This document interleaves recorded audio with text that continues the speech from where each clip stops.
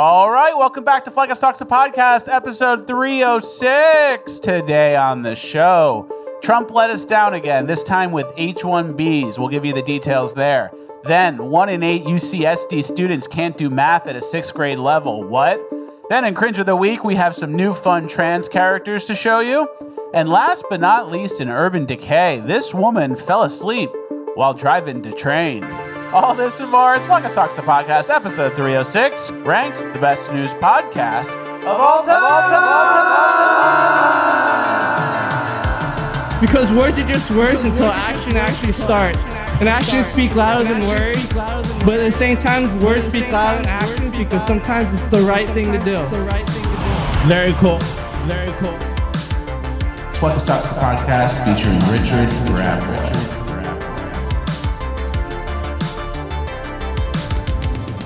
All right, 1 for 1 on the intro as always. Guys, are you still feeling off after the COVID vaccine? Well, you're not alone, and new research backs this up. In a groundbreaking study, Risk Stratification of Future Cardiac Arrest After the Jab, Peter McCullough highlights an alarming rise in sudden cardiac events among young and previously healthy individuals. His study found that tiny patches of heart inflammation, often missed by doctors, could silently be building up, leading to sudden heart attacks during exercise or sleep. That's why the wellness company created the 3-in-1 Ultimate Spike Detox, crafted with 100% natural ingredients, specifically designed to help your body clear harmful spike proteins, reduce inflammation, and support heart health. Don't wait until symptoms strike. Experience the only formula approved and used by Dr. Peter McCullough himself, a freedom doctor who risked it all during COVID. Head to twc.health/Fleckus today and use code Fleckus for 10% off. That's twc.health/Fleckus, code Fleckus for 10% off. Get back to that pre-COVID feeling. Thank you to the wellness company for sponsoring. Let's get into housekeeping. All right, thank you to the wellness company for sponsoring. Thank you, the wellness company. I'm hearing a lot of people who got that spike detox and they're loving it. Good. People message me and go, oh, thank you for letting us know. I've been using it, and I actually feel great. I'm noticing. So thank you to the wellness company, and thank you to the guys who are supporting our sponsors, who support us. Yeah. Happy Friday, everybody. Thank you. Feels good to be back. Another week has gone by, and now it's cold. Yeah, it is Aurora Borealis for a lot of you people. Got that Aurora Borealis shit. Isn't that weird that that happens for like billions of years, like just at the North Pole, and then now it's happening in like Illinois? Yeah, you got to go to Alaska. I got family members in Chicago sending me pictures. Something bad might be happening. Electromagnetic field, something flipped. Something's flipping. Something flipped? I don't know. Maybe a huge flood's coming again. I don't know enough about it. Guys, you know how Fleckus does his scripts and he's all obsessed about keeping his scripts? I noticed on his intro sheet, you know, he usually has like the 4 stories that are intro. He fully wrote out, all right, welcome back to Fleckus Talks the Podcast, episode 306. And I said it should just say 306. You know your lines, right? All this and more. All this and more. So he writes out the whole thing. Yeah, well, I like to. What is that? OCD? Something? It's a little process. Okay. It gets you warmed up. All right, I guess. And the nice part is when you write the intro, all right, welcome back to Fleckus Talks Podcast, episode 306, today on the show. It's like a third of it's done. That feels like busy work, though. And you're not a busy work guy. Well, whatever gets the brain cooking for these episodes, and we're at 306 of them, let's not fuck up the process. Let's fuck with the formula. Let's mess up the formula. All right, happy Friday, everybody. We have a great show today. Yeah. Not just saying that. It's a little bit of a blackpilled show. Yeah, well, we got let down. We got a little bit insulted almost. Got a little bit insulted, let down. Yeah. So we're going to start with some funny stuff, some uplifting stuff before we go full black pill. Trump gave the Syrian president some cologne, and they had a funny exchange. This is men's fragrance. Yeah. This is no. It's the best fragrance. Come here, man. So what we'll do is just take that, Joe, put it in, and then the other one is for your wife. How many wives? Your wife. You guys never know, right? Buzzing with the boys. How many wives? One? Okay. And he just starts spraying them, too. There's a certain, people don't really want to get offended by him. That could be Haran. I know. That could be something bad. Like, we're not allowed to spray it. He's like, oh, yeah, have a couple squirts. Sprays them. Some obnoxious, overwhelming cologne, probably, too. All right. So at least he's still a funny character. He's still funny, and it's like Trump in his purest form. Yeah. He's buzzing. He's making everyone laugh, and they like him. It's the Syrian president. I don't know much about him. Yeah, I don't think much good. I don't think there's much good palling around. Yeah. All right, let's get to our next story. Epstein emails are going around, and obviously for the longest time we were told Trump's in the Epstein files. Trump's going to go down with the Epstein files. There's obviously a lot of emails. I've seen most of them. Nothing really there. Pretty much a nothing burger. And we have a breakdown of the whole Epstein file release. Yeah, so let me get this straight. With the release of Epstein's emails, we found out that Epstein hated Trump, didn't trust him, they weren't friends. The New York Times directly worked with Epstein to suppress stories about him. After Bradley Edwards, the lawyer for the accusers, said that Trump was the only individual to cooperate and help, Epstein said Trump didn't have one decent cell in his body. This was also compelling that the Democrats faked the redaction of a supposed victim's name. The name they blocked was Virginia Guffrey, who publicly testified that Trump was innocent. Oh, and also Russiagate was confirmed a hoax, just like we said. Are the Democrats retarded?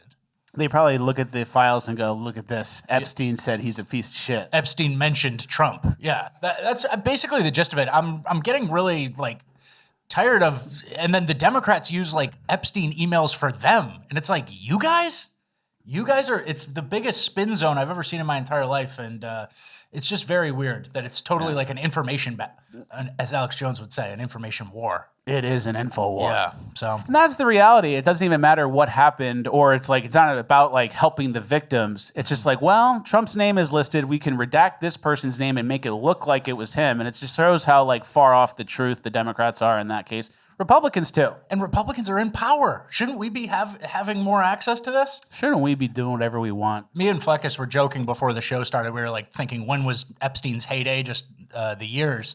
And, obviously Bill Clinton was flying on it. And Bill Clinton was flying with Jeffrey Epstein, and he'd tell his Secret Service to stay back. The president of the United States saying, I'm taking a trip. And they're, well, what? What? You stay here. I'll be back in a few days. So fucking crazy. Don't know how that works. Yeah. So are we ever getting justice on anything real? Or is it just going to be continued spin zone nothing for the rest of time? Spin zone nothing, try to trick idiots. Yeah. That's the whole world now. Yeah, it really is. It's a lot of issues. All right, last episode we talked a lot about the housing crisis and how getting rid of illegals would help housing costs and help young people who are Americans get into houses. And I actually found some tweets that I think back that up. Can you read the first one? Yeah, from Scott Turner, who's in charge of HUD. And I said, what's his face? Was Bill in charge of Pulte. HUD. Bill Pulte was, and he's in charge of the Federal Housing Authority. So minor correction there, slip up. But he said, you want to fix housing supply, deport the millions of illegals that have come across our borders. At HUD, we are working on just that in our nation's public housing.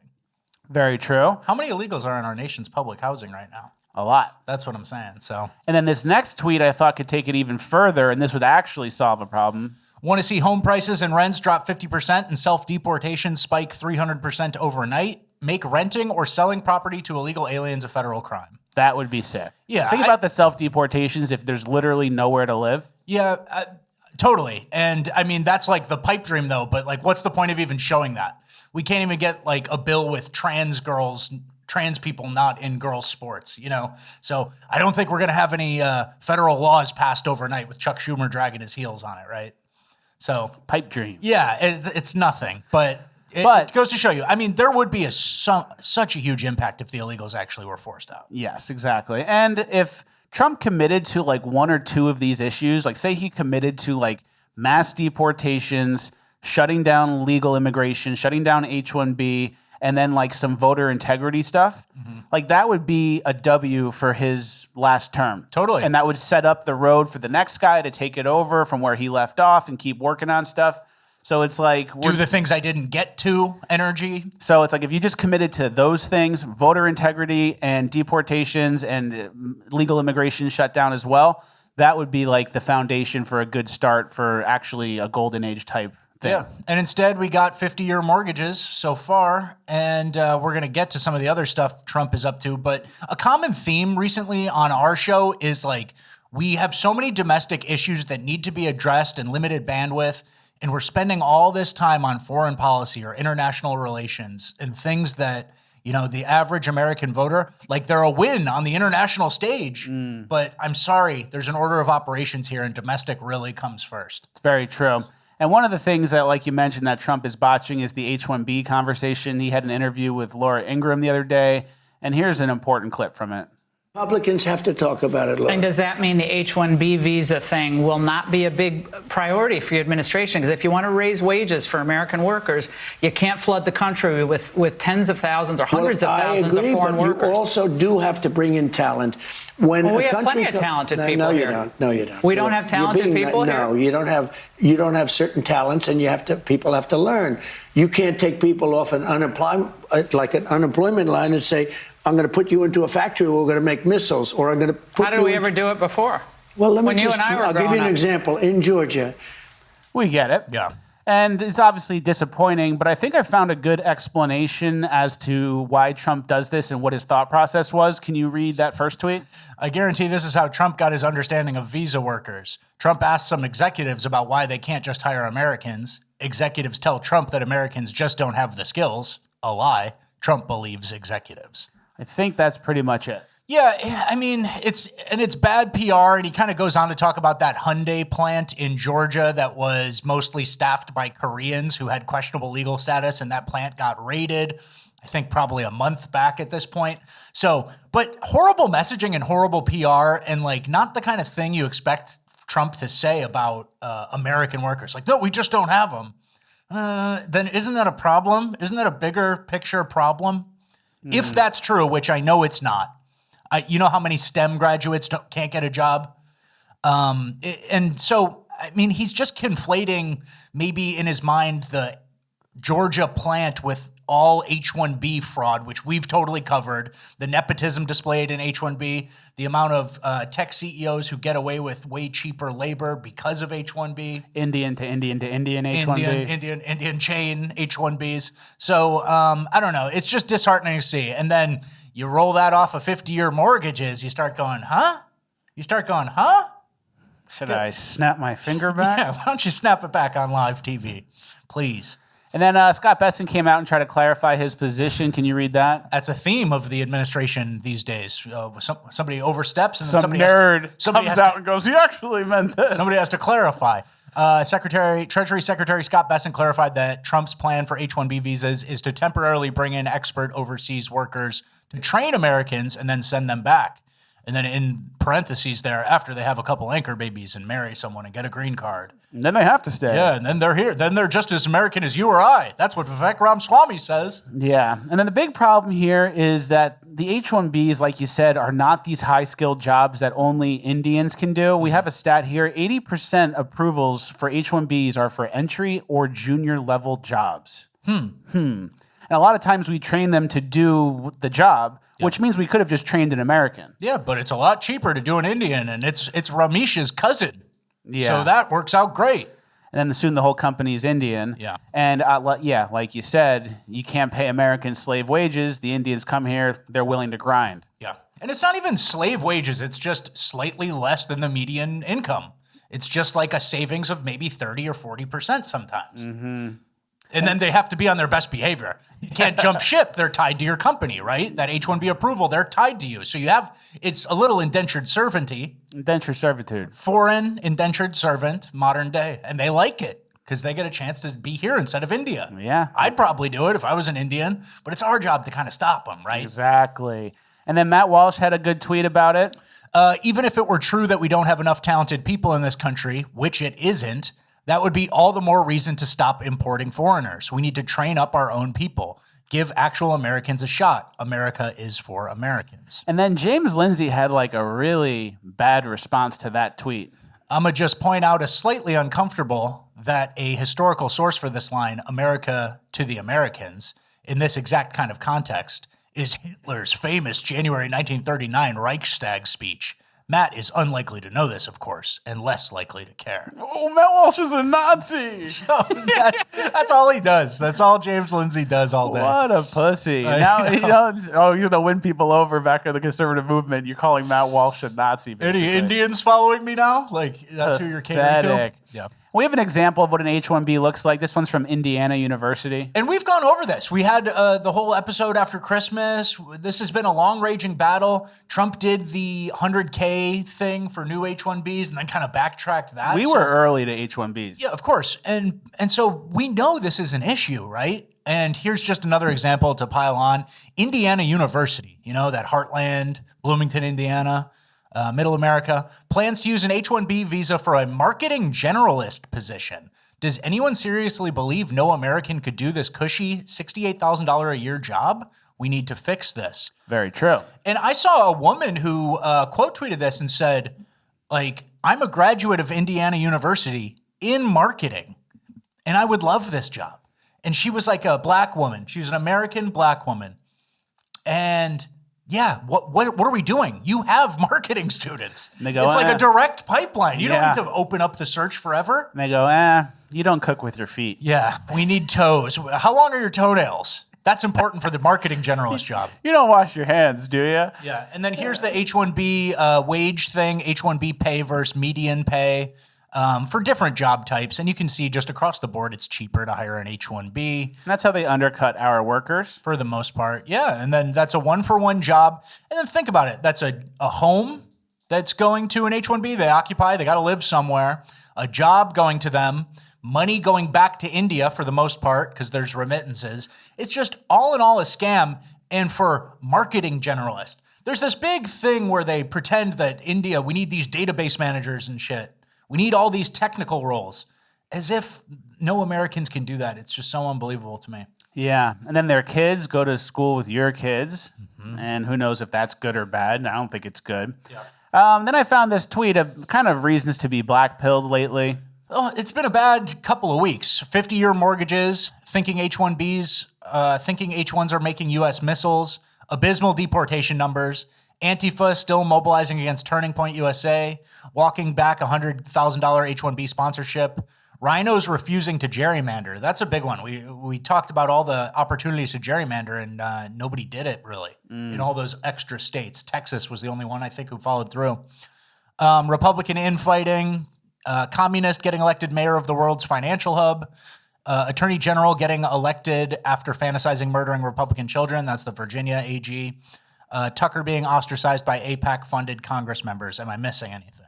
Yeah, not good. Yeah, and I think he is missing one thing, and that's the last piece here, Trump's comments on Chinese students. 600,000 Chinese students still need to go to our universities. Here's what he said about that. President Xi would like me to come to China. It's a very important relationship. As you know, we're taking a lot of money in from China because of the tariffs and the different things, and it's a very important relationship. We're going to get along good with China. I hear so many stories about we're not going to allow their students, or we're going to allow their students to come in.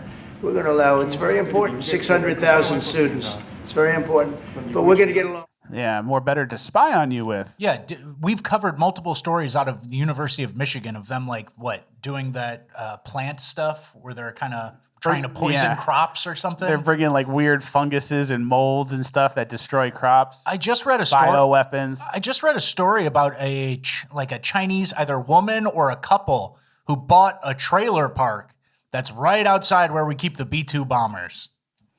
Whoops, it's my lifelong dream. Go Missouri, open trailer park. Are you fucking kidding me? So, I mean, it's an enemies at the gate situation. Obviously not all of them are bad, but it's just such a weird priority thing. And the main point about all this H-1B stuff that I think is important, it's kind of like the Chinese manufacturing, right? And we're reliant on that. We love cheap plastic shit, and American manufacturers can't do it anymore. And then American manufacturers can't do it anymore, and that's the problem. So that problem should be solved before we just kind of continue down this path of exporting dollars for goods to prop up a foreign economy. And the same exact issue is at hand for H-1Bs. Oh, American students can't do it. Then we need to start a college. Maybe that's an emergency. Maybe we put money towards that. And I don't even believe it. Obviously, our students can do it. But, it's just an ugly situation for a lot of STEM grads. And we've gone over the employment numbers for Gen Z, almost 10% of Gen Z people who just graduated can't find a job. And so, I don't know. It's just ugly, and it's the same situation. Well, this is the way we've always done it, and then we're kind of trending that direction. And yeah, I mean, you don't tell a fucking heroin addict, well, yeah, just keep doing the same amount. Yeah. Don't go up. You need to break the reliance, right? That's a good point. And then keep in mind, too, if colleges can't survive without these foreign students, then maybe we need less colleges. I think we're too afraid of something breaking. We're too afraid of the status quo changing too much. And that's what needs to happen to become healthy. Long-term American health as an economy in our university system, if it breaks, it'll come back to equilibrium, right? Yeah, but, it'll self-correct. Yeah, but there's too much worry about I don't want to change anything too drastically right now. I'm going to go focus on foreign policy. I got to talk to Israel about Iran. I got to do stupid shit with Argentina. We need some shit to break. Yeah, so. And then to wrap this Black Pill segment up, Andrew Torba had a good tweet that sums it up. Well, it's the same thing. It's you're too dumb to build things. We need 500,000 JEETs a year to fill the jobs. You're too dumb for college. We need 600,000 Chinese to fill school slots. You're too poor. Here's a 50-year mortgage and a one-time petty check for $2K. You're not struggling financially. The stock market is doing great. Here's my new gold-plated room in the White House. Yeah, so it is a little disheartening, unfortunately. But keep in mind, those Chinese kids, when they come, they actually probably do learn. Yeah. Our guys, I think, a lot of times just vape and they can't do math. I think there's a big culture of cheating in China. There's a big culture of coming to American universities and then cheating, and they share each other's papers and they speak Chinese to each other, and they go, do you have the report from last year? You have the test from last year? But I think our guys are just using AI and cheating as well. I think there's a lot of both going on. But unfortunately, we can't just give it to 600,000 Chinese, even though they buy new Ford F-150 when they get here. Yeah, that's very true. We can't give it away. And this takes us to our next story, as we mentioned in the intro. 1 in 8 University of California at San Diego students can't do math. Yeah, only 87% can do math at a first grade level, which, how does that even make sense? What? Just 19% can do math at an 8th grade level. And universities get 30 times more inflation-adjusted government cash than they did in the 1950s. So way more expensive, inflation-adjusted, and way worse results. So they have, more money than ever, less productive than ever, and that's probably part of why we have to do so many H-1Bs. You know, that kind of makes sense, right? No. Well, the Indians can do math. Well, the thing is, and we're just talking about dumb students, and then we're talking about also the coinciding with the browning of America and dumber students overall, you know. So there's a mix. There is a mix. And we have some more context here about what these students can't do. Well, this all came from a report from UC San Diego documenting a steep decline in academic preparedness for its freshmen. The number of entering students needing remedial math has exploded from 1 out of 100 to 1 out of 8. They had to create a second remedial class, basically. The percentage of students who correctly answered questions at each grade level, we kind of already went over that, but first, second, and third grade. Third grade, 25, 26% couldn't do it. And you're in college? I don't even know. Yeah, I'm a writer. Yeah. I don't get it. I liked it better when only the elites went to college and everyone else just worked on cars. Yeah, there's something to that. Nearly 1/5 of students fail to meet entry-level writing requirements too. So they don't even have, well, I'm just a literary genius. I can't do math. So there's both. Some of the thesis from the study, this deterioration coincided with the COVID-19 pandemic and its effects on education, the elimination of standardized testing, grade inflation, and the expansion of admissions from under-resourced high schools. So that's what I'm saying, where this isn't just like white kids all of a sudden stopped learning how to do math and can't do third grade math. Kids that should have never gone to college, revealing that they don't actually know anything and never learned. This is a different element. We have an example of some of the questions that the kids got wrong. 25% of students got 7 + 2 = x + 6 wrong. It's not even like PEMDAS. Yeah. It's just 7 + 2 is 9, x + 6 is 9, it's 3. Yeah, it's like the most basic algebra thing on earth. And then 61% of students, a large majority, couldn't round 374,518 to the nearest hundred. And 37% of students couldn't subtract fractions. So that's just like total neglect. You never even learned it. And your high school teachers just said, yeah, get him out of my fucking class. Get him to the next grade. No then child you get left into behind. college. It was no child left behind. Yeah. You can't not graduate, so you just get pushed through. And then when you get to the next grade, they don't reteach you the grade before. And then you're 5 grades ahead, and you never learned the thing. Yeah, so it's dark. And then COVID gets blamed for it, but you can bounce back from missing a year. Everyone's brain is cooked from the computer. And you say everyone. I don't say everyone. Dumb people who should have been ditch diggers are now going to college for some reason. That's true. Because there's racial quotas? That's true. So that's my main issue. And they got rid of standardized testing. So you're going off the grades that the teacher gave just to pass them, and there's nothing there. Very true. All right, well, during all this, Ben Shapiro had another abysmal take. Here's him acting like America is nothing more than an economic zone again. If you're a young person and you can't afford to live here, then maybe you should not live here. I mean, that is a real thing. Yeah, I know that we've now grown up in a society that says that you deserve to live where you grew up. But the reality is that the history of America is almost literally the opposite of that. The history of America is you go to a place where there is opportunity. And if the opportunities are limited here and they're not changing, then you really should try to think about other places where you have better opportunities. It's interesting and it's ironic because he also believes that Israel has a right to their land because of a 3,000-year-old promise, but you can't live in the town you were born in 20 years ago. Yeah, and he was talking about New York there, which we saw how many foreign-born people are in New York and living in public housing recently over the past couple episodes. And there's some truth to it. We're not going to totally just shit on him, but I might. Okay, yeah. And also by his logic, Israel wouldn't exist at all because without Western support over the last 70 years, Israel would have failed. And then the Jews would have had to live somewhere else, right? By his logic. Yeah, that's true. But it's also like in the history of America, what do you mean when we could just spring up a town out of nothing around like a gold rush or something? What, I'm supposed to move to Cincinnati now and get a corporate job somewhere else? It's just an interesting, different time. Yeah. And so what? You got priced out of where your family's been for multiple generations, right? Yeah, go OD on fentanyl, stupid. You fucking idiot. There's a rusted out plant that got shipped out to Mexico. You can go do it there. And obviously, economically, things have gotten ugly in America, but hasn't America gotten fucked from the trillions of dollars we wasted on Middle East wars for Israel? Certainly. Hasn't America gotten fucked by the refugees that were created from those wars? Yes. And now that the host is dying, Ben Shapiro says, I guess you can't live here anymore. Yeah. Oops. Yeah. Oops. It's another kind of tone-deaf era. Yeah. And it's also why the Ben Shapiro style of MAGA is dying fast. And that's why we said, like when Mamdani got elected, at least I said this, like the right wing needs to have an answer for the young, disaffected men who are getting priced out, aren't getting good jobs anymore. We need to have an answer for it.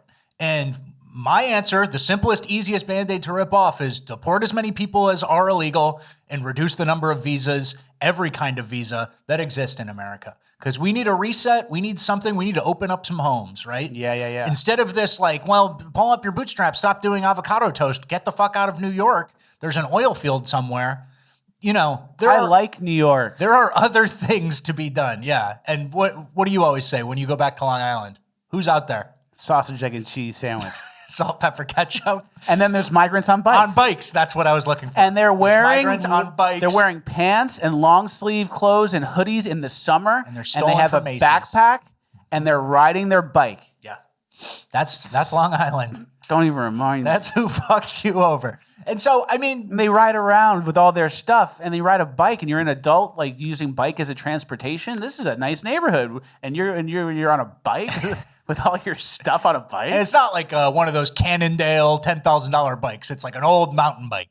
Old dusty mountain bike. $20 bike. And that's what pisses me off about this whole Trump H-1B. Even if it's not like a policy decision or he just kind of gave a bad interview moment, is we need to have an answer on the right wing for the economic woes and inflation nightmare that Gen Z is growing up in. And it doesn't seem like we're really tightened together on that messaging right now.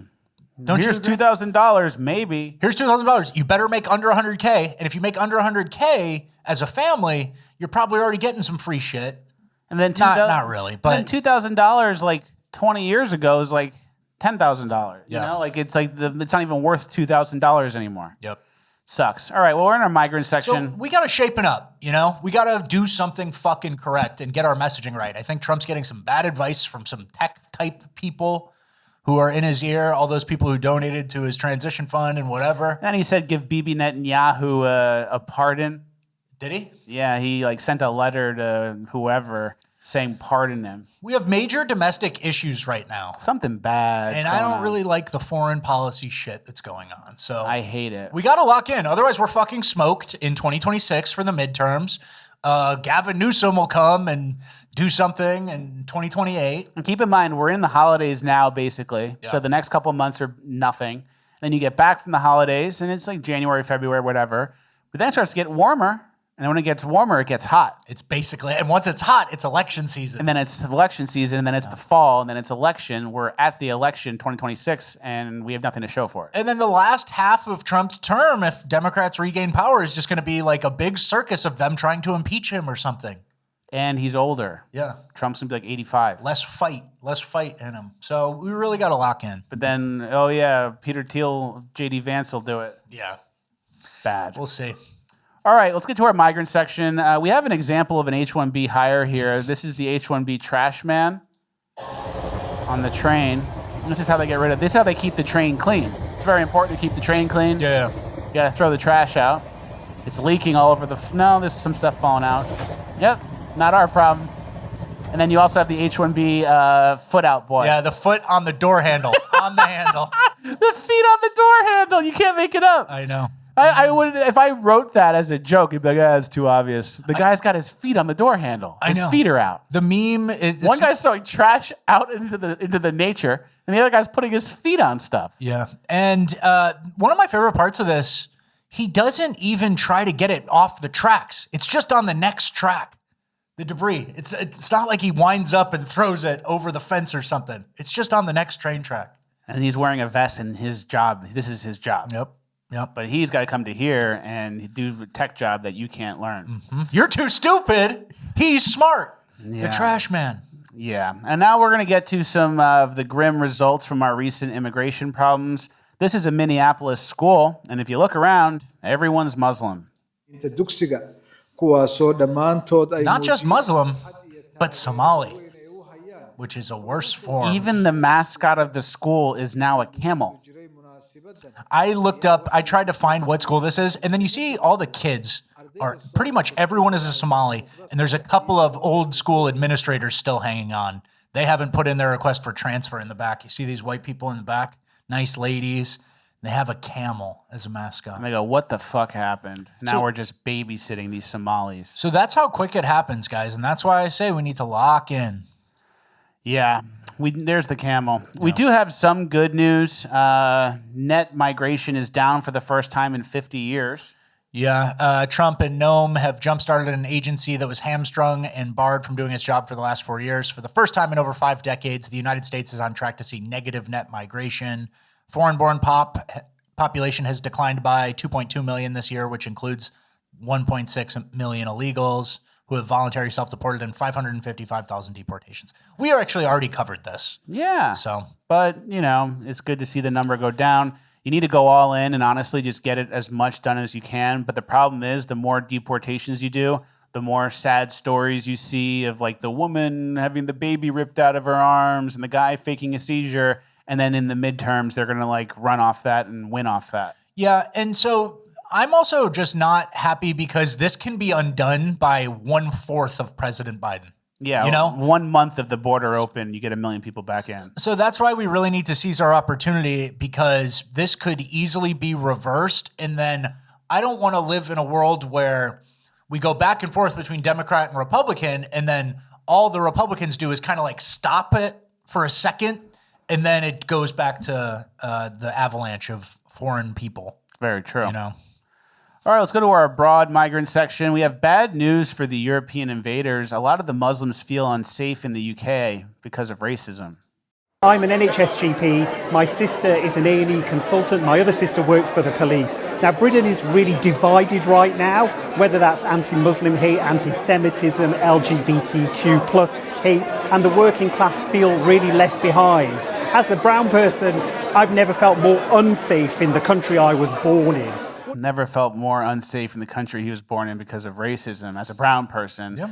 So I guess they better cancel some of the Christmas celebrations to make everyone feel better. Yeah, and we're not worried about you, the guy in the suit with the British accent. We're not really talking about you for most of the migrant clips, right? And then we have a good response I saw. Can you read that? Yeah, this was a great point. How come if a Muslim feels unsafe because of me, it's because I'm racist? But if I feel unsafe because of a Muslim, that's also because I'm racist. That's the Chinese finger trap we're in. That's the great trick, it's called. So very true. And then we have an example here of Muslims making UK natives feel unsafe. Can you read that headline, please? First picture of Nottingham man accused of murdering 23-year-old woman. Adedapo Adegbola appeared at Nottingham Crown Court on Monday, October 27th. Yep, very true. But he'll probably be let go because he didn't know any better. And then if you complain about it on Facebook, you'll go to jail. That's how it is. And the reason that's how it is this next tweet. I found this. It kind of sums up why it is the way it is. The real answer, everyone assigns more agency and cognitive ability to white people, whether consciously or not. This means that in all white/non-white social interactions, whites are seen as more capable and therefore more responsible. Very true. I agree with that. And then you see that with sentencing. Like they always are giving a sixth chance to the guy who's got a fucking 68 IQ. But a white kid needs to get the maximum sentence, right? It's very true. And obviously you guys know the stats. We cover it pretty much every week of all the rapes and how out of hand it is. But the Muslims feel unsafe because of racism. Mm-hmm. Another reason UK natives and people in the West are feeling unsafe is because of the situation on the roads with all the truckers that are migrants. Mm-hmm. We have another crash here. It's pretty intense. This guy just plows into everybody. Oops. Stopped cars. 1, 2, 3... And we have some context here. Obviously, we've seen all the trucker migrant crash clips, but can you read that? Yeah, the worst auto accidents in 3 Western countries now have all been committed by Indian semi-drivers this year. The US, Canada, and UK now have all seen the same thing. And this was in the UK, so this is kind of the trifecta for Western countries. And you know what I was thinking? What? You remember when you were a kid and you're in the back of the car and the seat's facing backwards and you're going on a family trip? Oh, yeah. And you see a truck and you go like this? Mm-hmm. You can't do that anymore because of migrants. Yeah, migrant goes, oh, that kid, he's doing it. And then swerve off. Or the migrant will go, ooh, who's that cute kid? He's talking to me. That's true. That's and even he worse. doesn't pay attention. Oh, I can't slow this thing down. Yeah. But this was Americana. Mm-hmm. They took it. Migrants. And everyone says, oh, Fluckus, you blame everything on migrants. Is that not taken? What if everything's migrants' faults? What if everything really is migrants' faults? They get on their bikes. I think there's a lot of issues. Jansport backpack, old mountain bike. Wearing like a black jacket, like a winter jacket, and it's July. Yeah. And they're on the bike. Not good. And they're going around my house where I grew up. They shouldn't be there. It's bad. And then, yes, on top of that, with the migration, you can get arrested, like we said, for complaining about it, or you get henpecked by a stupid, liberal, horrible woman like this. White people being replaced in the UK. So what? So what? Wait, so what? Nobody's white. Right. Who's white? Right. Everybody's got a grandparent or a great-great-grandparent or a great-great-great-great-great-grandparent that came from somewhere else. Yeah. So if we want to insist that only white people can come here, who are they? Like, have we gone too far by the time you get to Russia? Like, do we want Russians? Just because you're born in a country, should you be destined to live your life out in, I don't know, poverty or injustice? Like, I don't believe that you should be denied opportunity because of the country you were born in. I think immigration is vital because without it, you become... Look at the schnoz on her. Yeah. And you can ask a question, a follow-up. Has the UK gotten better or worse from recent migration trends? The answer's obvious, but she would say better. She would say better, and she would mention some sort of local food store that she goes to now. Shawarma. Yeah, she'd say the shawarma is great. Mm-hmm. You're crazy. And then she says, oh, we're a nation of immigrants. We all came from somewhere. Yeah, we all came from the same 6 good places. Here's a graph. In Northern and Western Europe. We all came from those places. Here's the graph, you know? But everyone needs an opportunity. So it's like billions of desperately poor people need an opportunity on this one white island of like 50 million people. This one island. That's where the opportunity is. Everyone's allowed to come here. How many people are desperately poor and seeking an opportunity? Oh, 6 billion? 4 to 6 billion. Yeah. How many people live here? 50 million? Let's load it up. And I'm sure that's going to make everything better. They deserve it. Yeah, so it's kind of retarded. And that's the thing, too. You know, people with that view. This woman should be laughed at. Yeah. And like, if that's her view, that's okay. You can just be a retard. Exactly. But the problem is that view was implemented all over Western countries and no one voted for it. At the same time. The most like horrible demographic displacing view, okay, some like stupid communist girl in a liberal arts college thinks it, or this stupid lady, or people with small hats, you know, whatever. They want the diversity. But for some reason, that was implemented across every Western white country, and no one said that's what we want. No one voted for it, and now we're like at the end of it where it's too late to fix. Yeah, without a bullet being fired and without a vote being cast explicitly for it. Everyone just adopted the worst possible immigration policy. The lady you should be laughing at. Horrible. All right, well, don't get too down or too depressed. Moving on to our final page of housekeeping where I can say whatever I want. Use the opportunity to go to the post, help us juice the algo, leave a like, comment again, then start yapping. P.O. Box needs to be full, notifications need to be on, old episodes need to be watched, and the link to this episode needs to be sent to the boys in the group chat. Okay. That was a good one. Yeah, you're tight. Did you write that down? Is that whole thing written down? Yeah. T and J. Okay, so you do abbreviate somewhere. Tickle and juice. Tickle and juice, okay. I got that one locked, that's why. All right, first things first, what's a goy beam? This is from the ADL glossary. I haven't even heard this one, and I go in some dark corners of the internet. I haven't heard this one either. That's why I'm showing. A term used by far-right conspiracy theorists and Holocaust denialists. Denialists? Shouldn't they just say deniers? That suggest Jews use dark energy particle beams from Saturn to influence Goyim into self-destruction and race mixing. It's interesting. I didn't know about this beam. Okay. Yeah, I didn't know about that. And the top of Saturn does make the outline of the Jewish star if you connected all the things. All right. Okay. So that might be where the beam's coming from. Okay. All right. That woman from the UK clip, she was doing a goy beam, I think, there by saying anyone can come here. Yeah. Northern Lights, we already talked about that.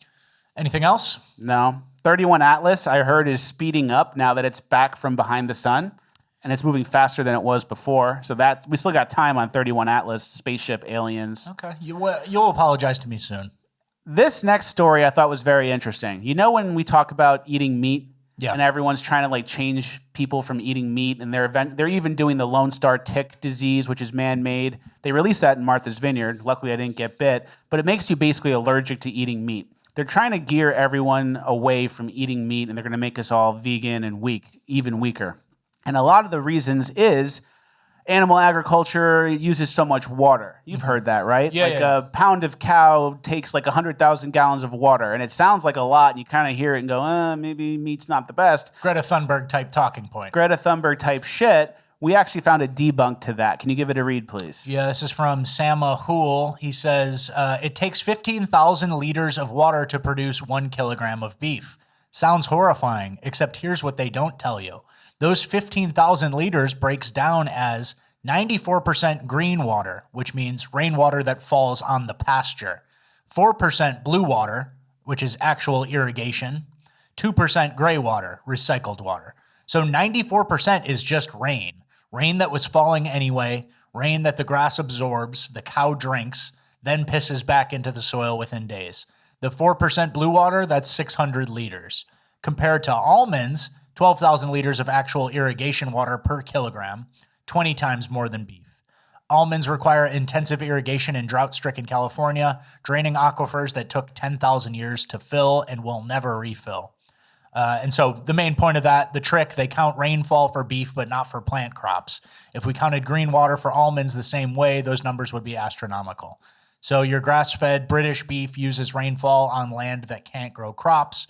Your almond milk drains prehistoric aquifers. One borrows from the rain cycle, one steals from the future. That's pretty much it. Isn't that good info? Yeah, that is. Everyone happy to know that now? I am.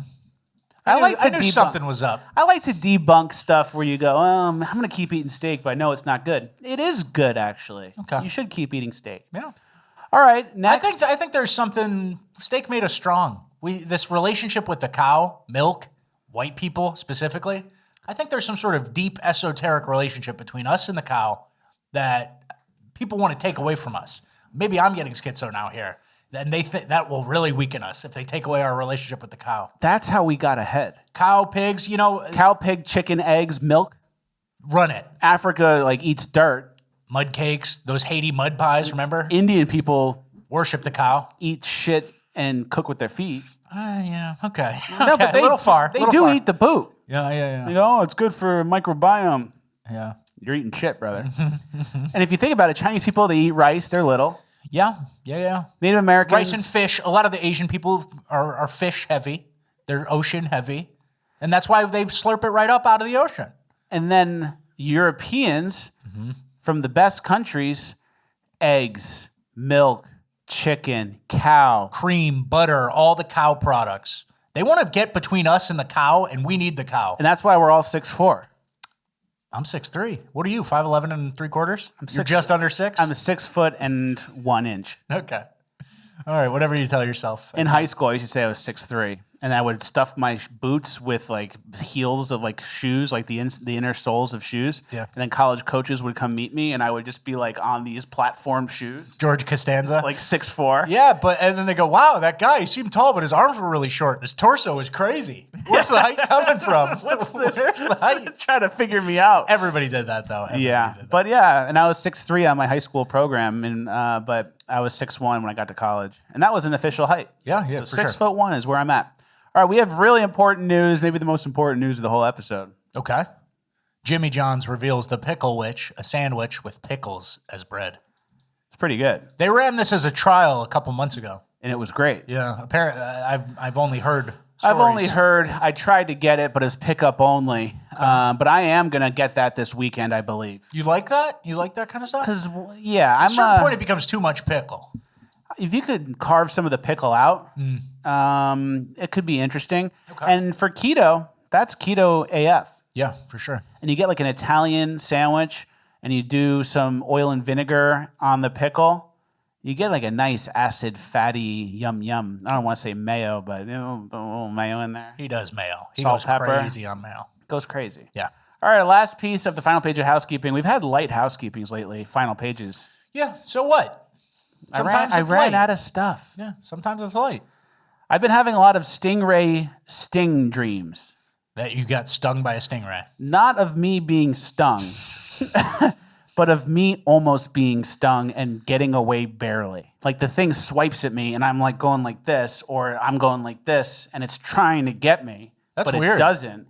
And I've had multiple stug by a stingray dreams. Stug? Hey, that might be a premonition. That might be forthcoming. That's a good point. So if I see any stingrays, I am not going near them. Get out of there. All right. That's interesting. Maybe let me know in the comments what it means. I don't know what it means. You've been watching stingray videos? Because I think something gets in your dreams like that only if you've been focusing on it. So I looked into a conspiracy theory of the bad guys killed Steve Irwin. Yeah. And apparently, like before he died, he went to Antarctica. Ooh. And he got too close. And he almost got in trouble, but they cleared him of wrongdoing. The ice wall? And then he died soon after. But the thing is, there is video of him getting killed by the stingray. Okay. Yeah. All right. So it's not. But it could have been. All right. Thank you. All right. Well, that's it. Housekeeping. We're now moving on to Cringe of the Week. All right, our first clip of Cringe of the Week. This woman is trying to create a world where people can consent to drug up people to have sex with.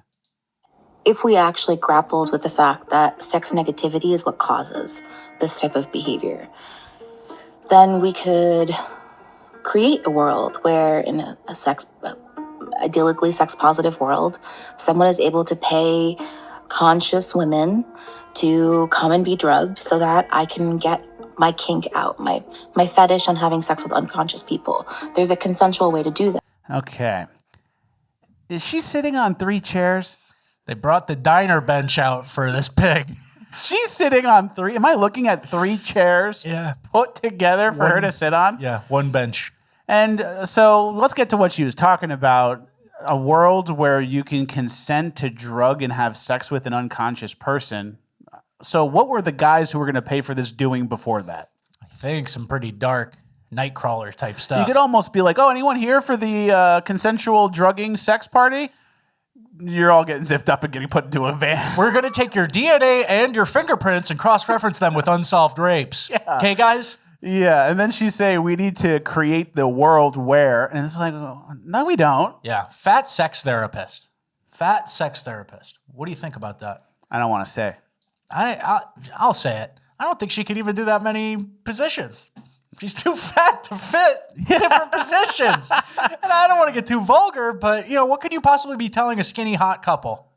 Nothing. Try going on your back where the bed goes like this.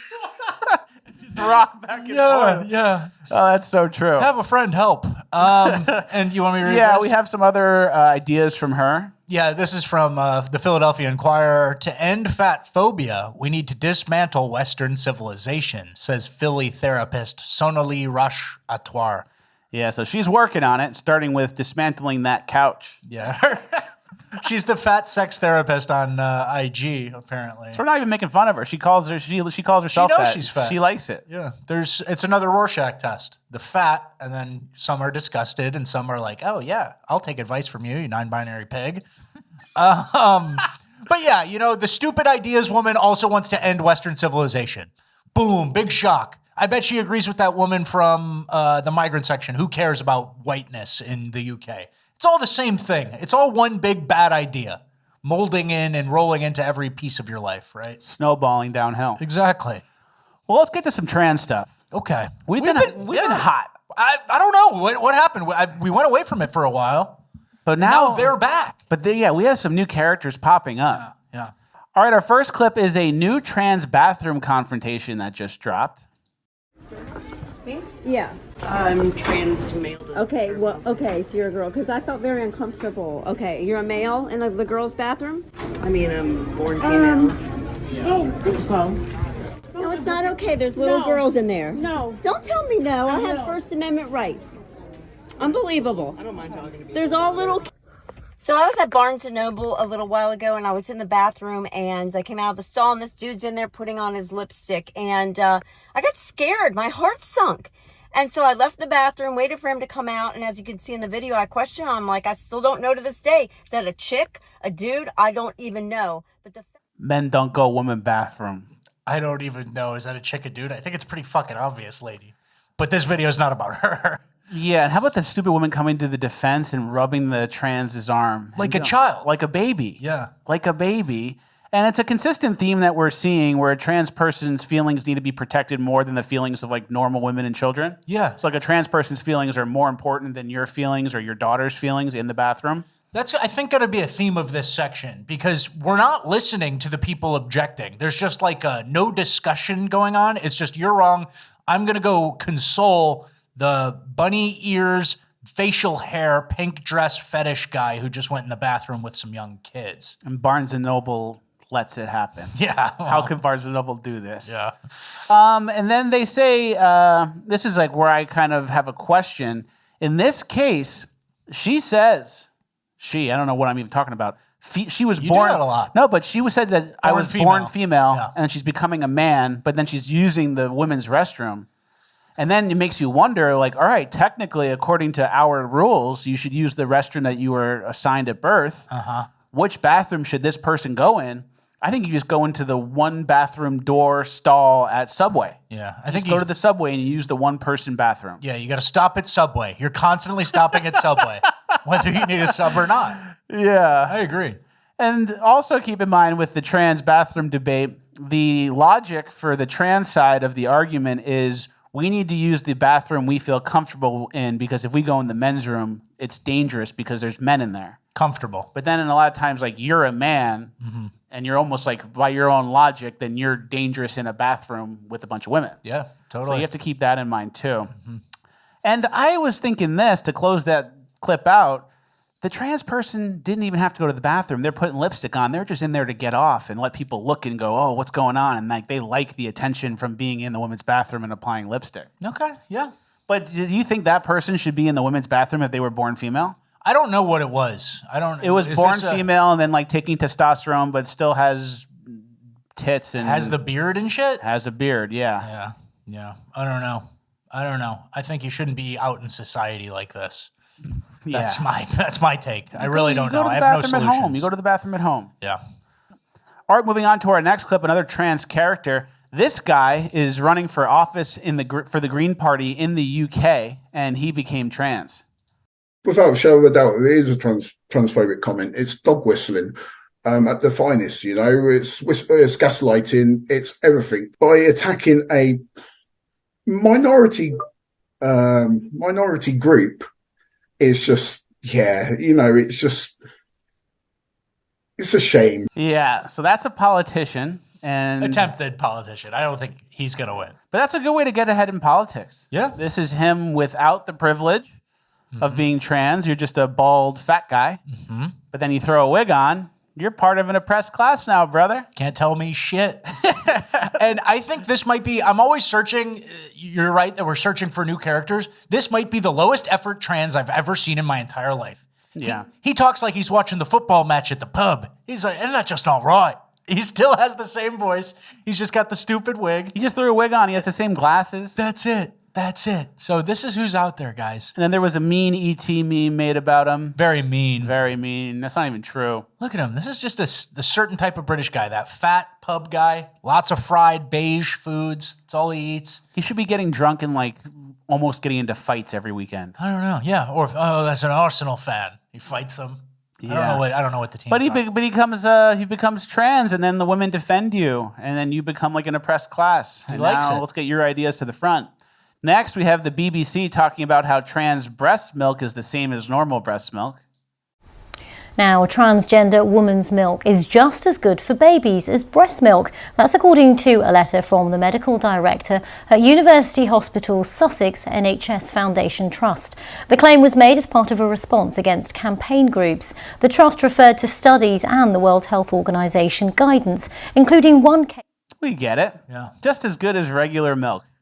Milk from a guy's tits on hormones is as good as mother's milk. And obviously, that's what why would I even continue listening to you? It's almost like disqualifying for the whole news channel. Yeah, of course. And then we've had studies and articles that we've cited on the show where obviously that's not true, especially when there's testosterone injections involved. Yeah, well, it would be the opposite, right? Suppressing. Yeah, it would be female hormones. So you can stimulate milk production for men from the hormone progestin, and then taking high doses of prescription drugs such as domperidone, I don't know how to pronounce it, stimulating milk production. Janssen, producers of domperidone, warns that use may cause unwanted side effects affecting the heart in a breastfed baby. Just the same as anything else. It's just totally disqualifying. But so I guess this is what they're still up to. They're still out there kind of defending, and people are saying, no, that woman didn't hurt you. Drink the fucking guy's titty milk. And then you have the long wig and shitty mascara, and you're going, yeah, it's my time. So they're acting up still, I guess. They're still acting up. But I thought we were kind of done with this, but they're still going, right? Absolutely crazy. And then our next story, the woman from Gold's Gym. She's like the new hero lately. She went to a town hall, city council type meeting to complain about the situation at Gold's Gym with the trans. And look how she's treated. Senator Winner, as the only black lesbian here, can I please ask you a question because I flew here to do that? Yeah. Okay. As a lesbian woman who was attacked in the women's locker room at Gold's Gym this week by a self-identifying trans woman with a documented history of domestic violence, I'm deeply concerned about women's safety in female-only spaces. What would you say to women who are seeking assurance that their safety will be protected from men who, by California law, can self-ID as women in women-only spaces, sir? Please tell me. Yeah, so we want, everyone to be safe. And we also know that, we have trans people, both men and women, who are men and women. So if you're trans women are women. Senator, you've done great things with the bills you've passed with the housing. I've read a lot of your bills, and like you said, there are bills that need to be opened up, and I'm telling you now, millions of women across America are being harassed and sexually assaulted in locker rooms. I'm a lesbian black woman. I'm not transphobic. I'm not homophobic. And I do respect a lot of the things you've done. But I do see a lot of these bills that you've passed that are dangerous for women and young children. And I understand that you're trying to be on a level playing field. And I'm here to represent my community because I hear a lot of things about my community in these bills. And I'm telling you as a woman, first and foremost, that this is dangerous and we need your help because you're in the office, you're going to go in the publicity spot. I want to support you. I have millions of people behind me watching this right now and we want to know, are you going to protect women? Not trans women, women. Trans women are different things. Women. Listen, we need to protect women's safety. I was assaulted. I was assaulted. No, they are not. They are men. I was assaulted by men.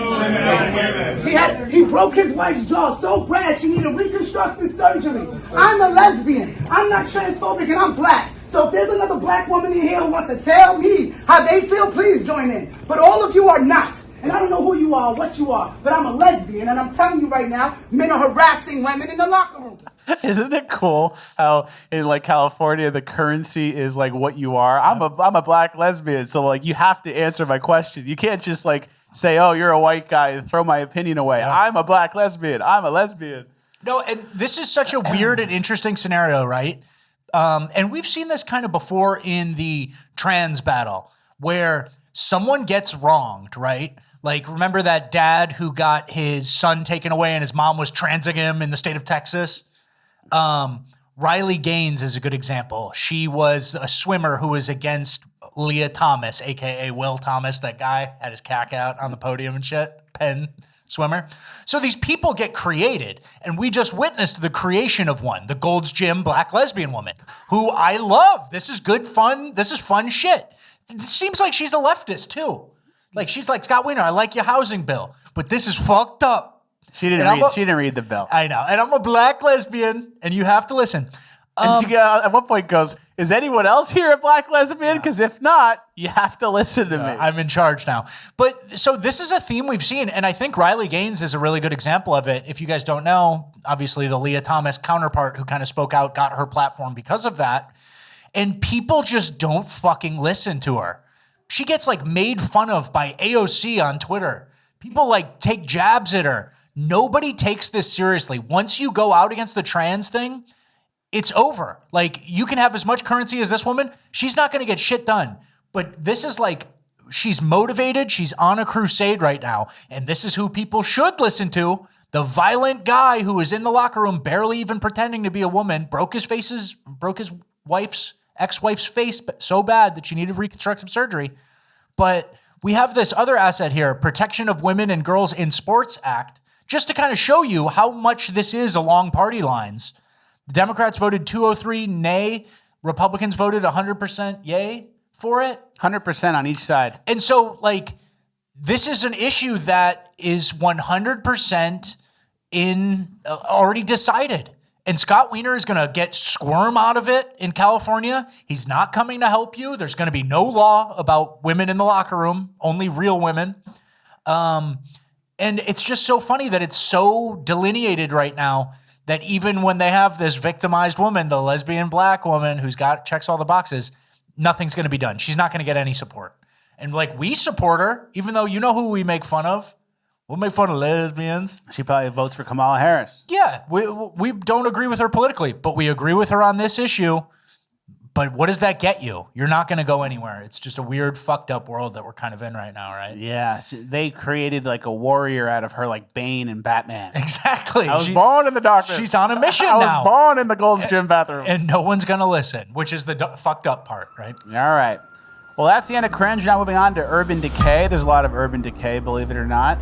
All right, our first clip of Urban Decay is the story we mentioned in the intro. This woman fell asleep while driving to train.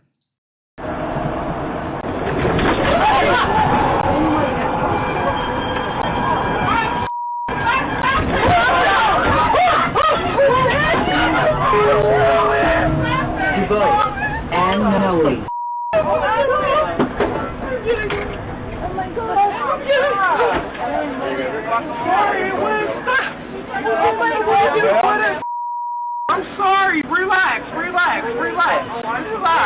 We didn't crash. She was up all night getting her eyelashes did. All right. Her eyelashes was weighing her eyelids down. Yeah. I wasn't sleeping. I was just closing my eyes. Yeah. Excuse. And at the end, she basically crashes the train and tells everyone, you need to relax. Yeah. Someone told me this was a case of black fatigue. Yeah. On the other way. That's pretty good. A literal case of black fatigue. Yeah. So, guys, head on a swivel. We got Indian truck drivers. We got bad urban train and public transit drivers. Accident time. You have to kind of final destination every scenario you're in. Mm-hmm. Like, all right, who's driving the train? This woman with huge eyelashes, fat black woman. Time to brace up. Maybe bring a pillow. I don't know. Or what's a solution to a runaway train? Hold on and you yell in her ear. You keep her awake. Stay with me. You don't sit in the seats that face each other because you're gonna go right into the person in front of you. You get like a corner seat maybe. So yeah, you get in. There's an order of operations on public transit. It's like, all right, I'm not sitting behind anybody who can knife my neck. All right, who else is here? Oh, I got to get up. That woman's pregnant, so I'm standing now. All right, who's driving the train? Fuck, it's a black woman with eyelashes. And then you get off at your stop. You're on your way to work. Oh, who's that homeless guy? Is he a street rat? Is he having a drug reaction? There's a lot to go through. It's like life is becoming a little bit of a video game, but like in a dystopia bad way. Yeah, with all these little traps. You have to check everything, and nobody gives you anything good. Maybe time to get your steps in and just walk. Yeah, walking time, I guess. All right, our next clip, this guy goes around and he finds people who don't return their shopping carts, and then he films them and calls them out. I thought this was pretty intriguing. Yeah, this guy's a big social media guy. He's called Cart Narcs. Cart Narcs. You know about it? And so basically what he's doing this entire time, just to explain it, is he puts like a magnetic sticker on people's cars usually that says like, I'm inconsiderate, or it says like, I don't put my cart back, Cart Narcs. And so that's what the source of the argument is. Right now, it's in the middle of the handicapped walkway. Ma'am, sir, well, I'm trying to explain to y'all. Why don't you want to have any kind of conversation whatsoever? No, I don't give a fuck. The next person needs to go through that area. This one says, don't put nothing, it's a double negative. I promise. Promise what? I promise. You're not, will you promise to take your cart back? I promise you. You got one more motherfucking time to play with me. I'll knock your bitch ass out. Now, ma'am, I'm trying to help you be a nice... My name's Agent Cordell. Who you is? You just asked me who I am, that you don't care who I am? That is right in the middle of the walkway. I don't give a fuck. That's what I'm trying to help you with. Why you call me the N-word, by the way? Uh-oh, you throw water at me. It's very... Thank you. That's very cooling and refreshing. I keep telling you, I'm Agent Cordell. Gotcha. And you missed. Haha, dodge that one. I've advised y'all to take your cart. Now it's not blocking the handicap area. You're doing too much. Ma'am, you're not doing enough. I swear it's giving. You got a mental problem. Ma'am, who has the mental problem? Agent Cordell. Is she gonna throw cooking oil at me? Ma'am, don't waste. I don't want to have sexy time with you, ma'am. I don't need cooking oil. I'm trying to tell you what's going on. I know I am trying to tell you lots of things. You're not listening. They're gonna shoot you. No, I mean, after the first couple of minutes, you know they don't have a gun because it already would have been brandished. They would have at least brandished it. I'm not saying shot you, but it would have been brandished. It would have been held down say it again, say it again. Yeah. What an interesting bunch. Where does this take place? In Houston? Yeah, this seems Texas. And, it's kind of funny. Once you survive the initial escalation and you're kind of answering and you're doing it for content, they're really all bark and no bite. They can't beat you up. They're fat black women. This one looks like it has some sort of medical condition. Yeah, bad. So, but it's very interesting because when you look at like energy, right? All energy, what is it? Isaac Newton? All energy must be transferred or whatever. Can't be destroyed, only transferred. Only transferred. But you can ramp these people up and you wind them up. And the amount of energy it would have taken to take that cart back out of the handicapped walkway is like this. And instead, they used this much energy on fighting you. And taking the sticker off the car multiple times. That's like that oppositional defiant energy. They can't tell you nothing. Who the fuck is you? It's like a whole thing. That's so true. It's good content, but man, these people walk among us, and these are like the people who got their SNAP benefits turned back on. Yeah, they're happy to be back in the stove. Yeah. All right, let's get to our next story. Sad news for Ruth's Chris, but I am not a fan of Ruth's Chris anyway. I used to be, but they've really gone downhill in the last few years. and that decline has continued. They have a new $55 meal deal. It's like an appetizer, an entree, and like a thing, and it's kind of more affordable. And Ruth Chris used to be more high end, right? And it's attracting a bad clientele.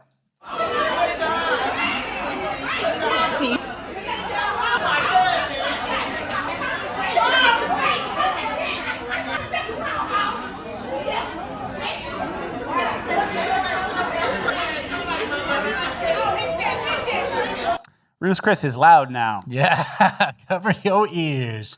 $55. There's kind of a thing where you start doing like early bird special. Your restaurant's kind of fucked. You're on the way out. And nowadays, it's a little different. It's any sort of special, and then you start attracting the like, I'm looking to flex crowd for as cheap as possible. There's a flexing. In the early bird special, that would attract old people, and then it would kind of keep old people out of like the swanky 8 o'clock and beyond dinner scene. Yeah. It's like, all right, no old people here. Let's have like a nice like adult time for people to go to the restaurant. And now they're doing this instead, and it's now, Ruth Chris is slipping, and it basically joins Carnival Cruise and Southwest as unvisitable chains. It's a graveyard. That's a graveyard of businesses. And imagine... Red Lobster. It kind of makes me sad because so many people, whoever started Carnival Cruise Line, whoever started these things, it's like these people, you go back to an origin story and it's like, I hit the oil fields and then I built a cruise line or whatever. Like it's usually an Americana, like rolling up, taking a risk story to end in this like brand graveyard where people act like shit. Crazy. So hopefully that's not the case for Ruth Chris and they can pull up. But once Ruth Chris, you know the story, right? Once you're in, you're in. Yeah, it's the wife of the guy and she started the steakhouse or something. It was a family thing. Yeah, it was. And now it's over. Now it's loud. It's trending over. That's one clip. We're not going to condemn Ruth Chris. But we went there like quality had slipped a year and a half ago, and we basically said we'll never go back. Yeah, quality had slipped, and then the price was still way like up to some quality that you'd think you'd get. I gotta give me steak on a plate. Yeah, there are better steakhouses. Yeah, and it wasn't even good. It's over. All right. Next, we have a thief that was caught at a farmer's market. Missing a shirt over there. Can I check your bags really fast? Yeah. Yeah, just because I started missing a shirt. No, you could open it if you want. Yeah, no pressure. Damn, that's crazy. That's not cool, guys. Come on. Like, I work for this stuff. Like, it's not like Macy's or none of that stuff, So that's kind of whack, but I appreciate you letting me look into your bag, though, I appreciate it, guys. Man, look at the face.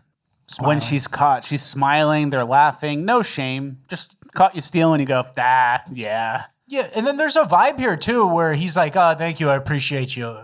What happened to like righteous indignation on a thief? You should like hold her down until the cops get there. Yeah, and then there's also this other thing. Thank you, I appreciate you. Yeah, there's also this other element to it, like I'm not like Macy's. Is there some sort of implied thing where it's okay to steal from corporations just because they make more money or something? Yeah. That's the implied thing where even this vendor at the farmer's market is telling that to a thief. He's signaling to a thief it's okay to do this at Macy's right now. Fuck these people, man. And if you looked at that picture of the girl as she's caught, you could show that picture and go like, what's going on in this scene? It's like, oh, a girl just had a big sale at her stand at the farmer's market, or a girl went to the farmer's market and found the product she was looking for. Yeah. A girl just got caught stealing at the farmer's market. Like, you would never pick that one. Yeah. But it's just like the energy doesn't match because of how disconnected everything got. Yep. It's pretty bad. All right, we have some repeat offender stories and some sad stories in general. Beloved Long Island veteran killed by stolen car just moments after visiting granddaughter at school.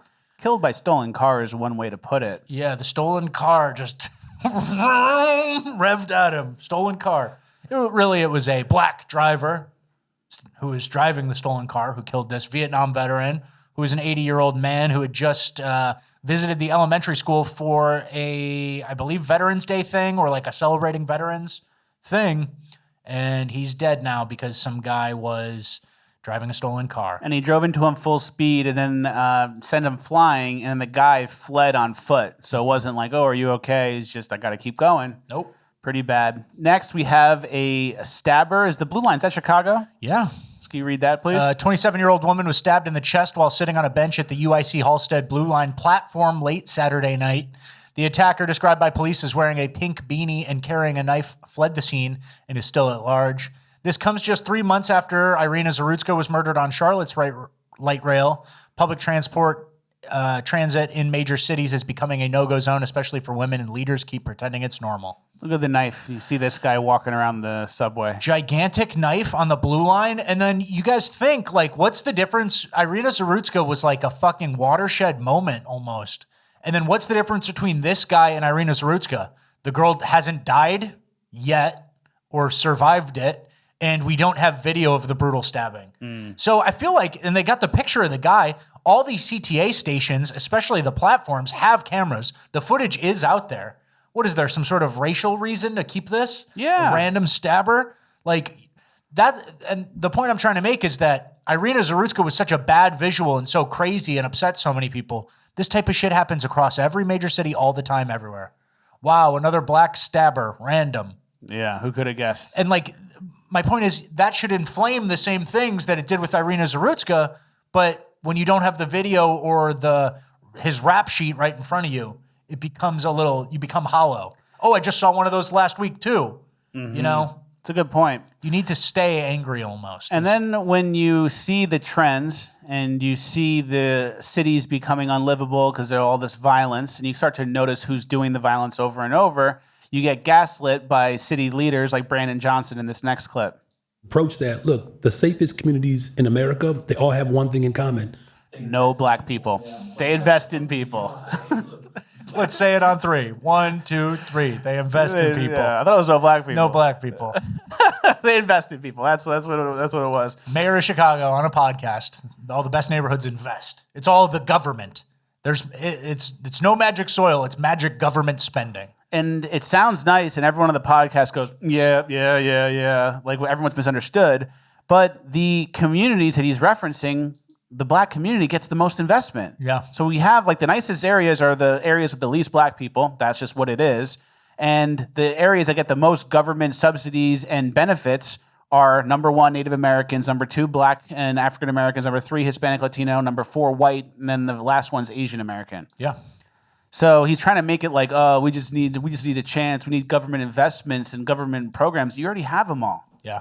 And look at this podcast too. We took a screenshot from the podcast. No real shade. We don't know. I mean, they were all nodding, and I watched a little bit of this. But 4 guys just to be the yes men on this? 1, 2, 3, 4. What's the point of a podcast like that? I don't know. Do they all have vastly differing opinions and they foster discussions? He's the science guy. Yeah, he's the math specialist. He specializes in ancient Rome. I don't get it, man. I don't get it either. And we do have the graph here, the correlation between black population and crime. Yeah, it's a pretty gun murder rate. Gun murder rate, and we also have the homicide rate by gender and race. You see what the middle one does. We can keep showing these charts. It's charts we've shown forever. But we gotta spend money and invest in the community so people don't shoot each other. Yeah, and we got to get rid of ShotSpotter. Yeah, remember that? You know, and if you ask normal working class black people, would you rather your neighbors be 99% black or 99% white? Mm-hmm. I think they pick white. Of course they would. Right? It's not even hard. But everyone has to pretend that's not what they would choose. Everyone has to pretend. And you ask a white girl on a street interview, she'd just go black because it was like a social pressure to do that. Yeah. There's no real person who would make that decision. Very true. And you see that, and that's why real estate prices are what they are in different areas, relatively speaking. Yep. Well, don't get too down or too depressed. Moving on to uplifting gold, and we have some uplifting stuff today. First, there is a 16-year-old sumo prodigy who is beating people that are more than twice his size. We can fast forward to the action. His name's Kosei. They do this little process. Here's them lining up, and here they go. This is like prelims. The crowd isn't even there. He's like grinding on the circuit to get up. I like that. All right, here's where the fight starts. Let's get to them on the line. All right, you ready? Here it goes. He doesn't even look particularly muscular.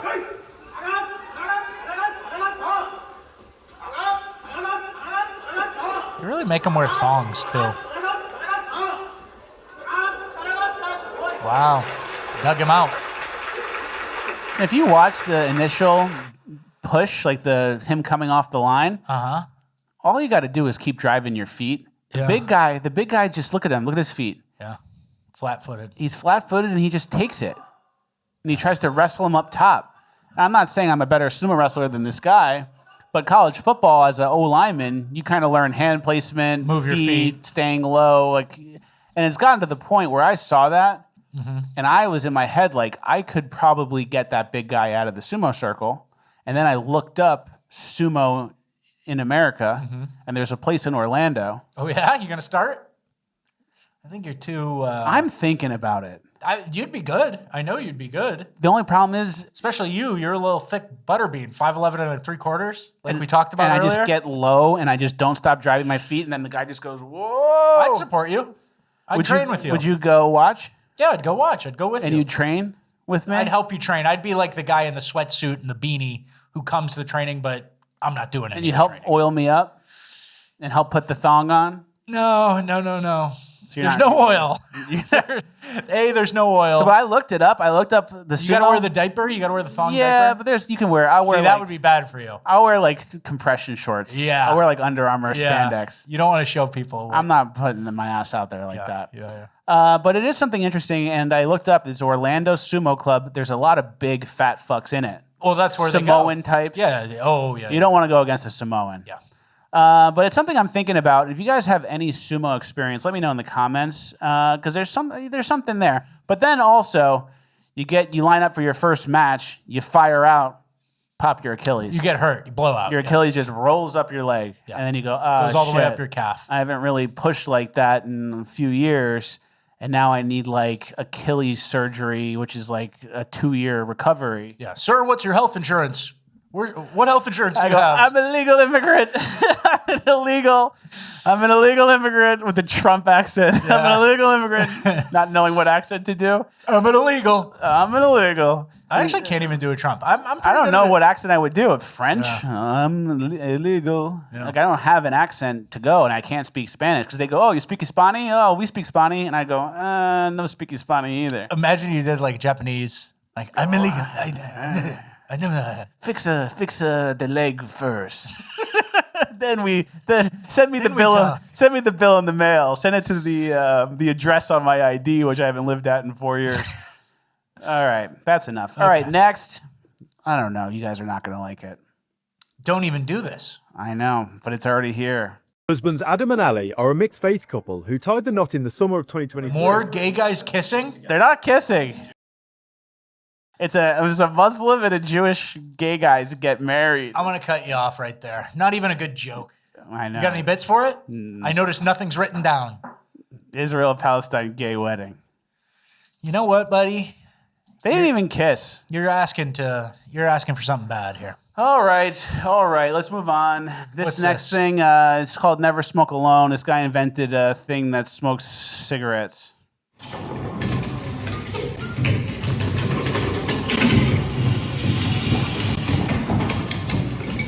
So, you smoke with the machine that's auto-smoking? Yeah. That's uplifting. I like that. Better than smoking alone. I like that. That's cool.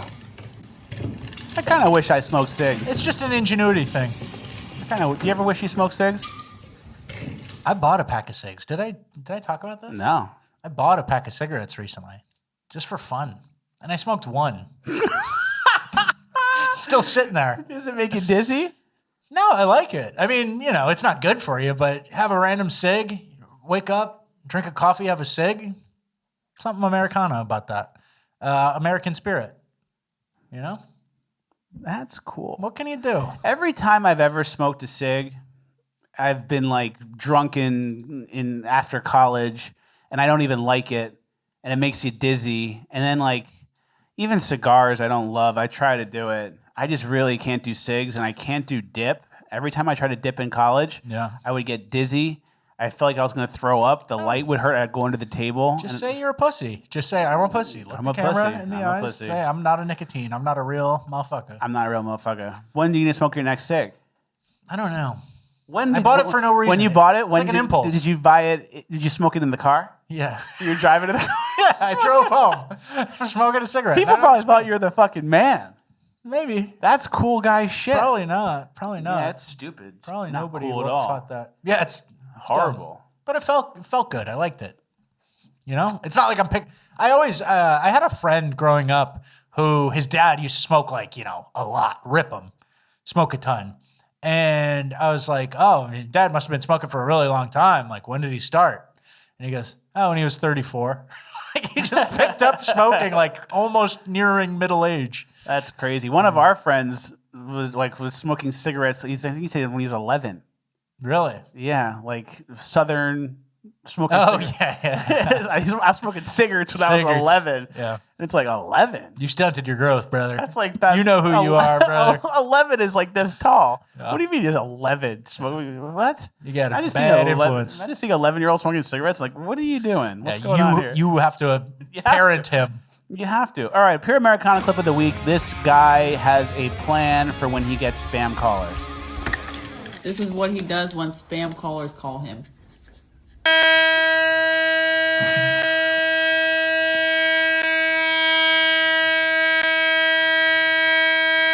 Oh, he does it for a while. They hung up. That's great. That's what you need to teach old people to do because they get scammed for their entire 401k. That's so true. Sometimes. There's really no reason to answer the phone. Yeah.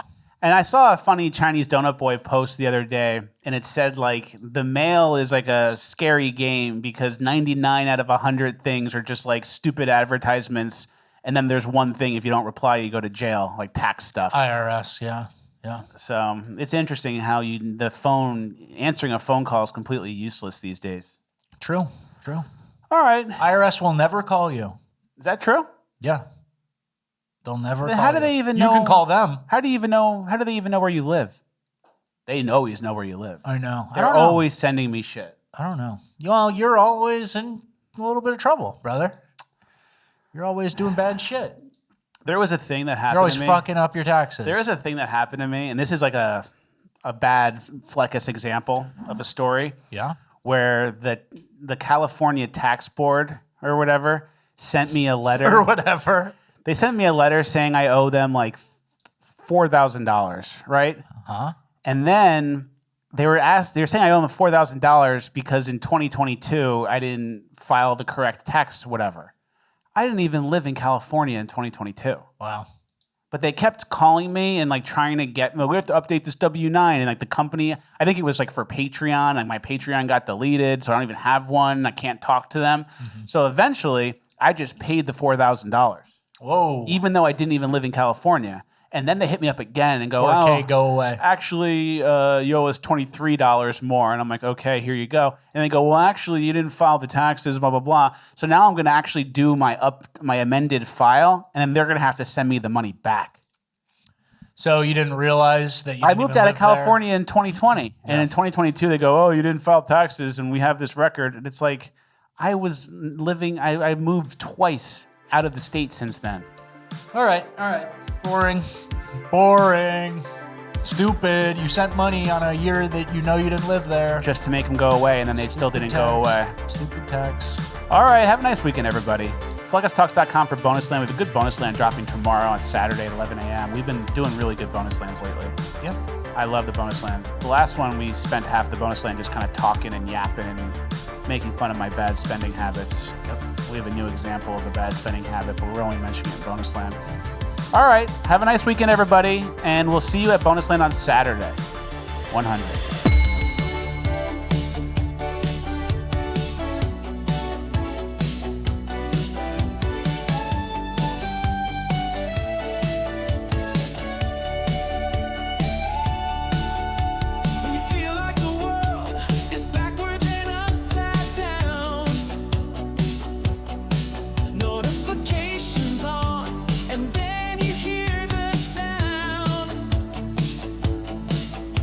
We're headed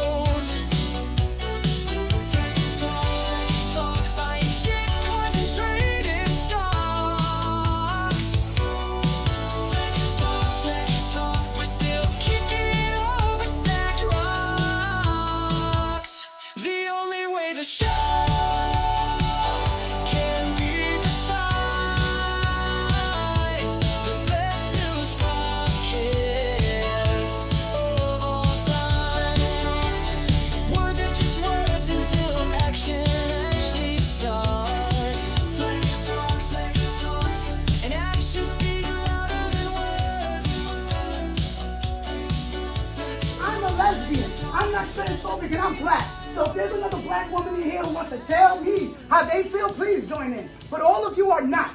And I don't know who you are, what you are, but I'm a lesbian, and I'm telling you right now.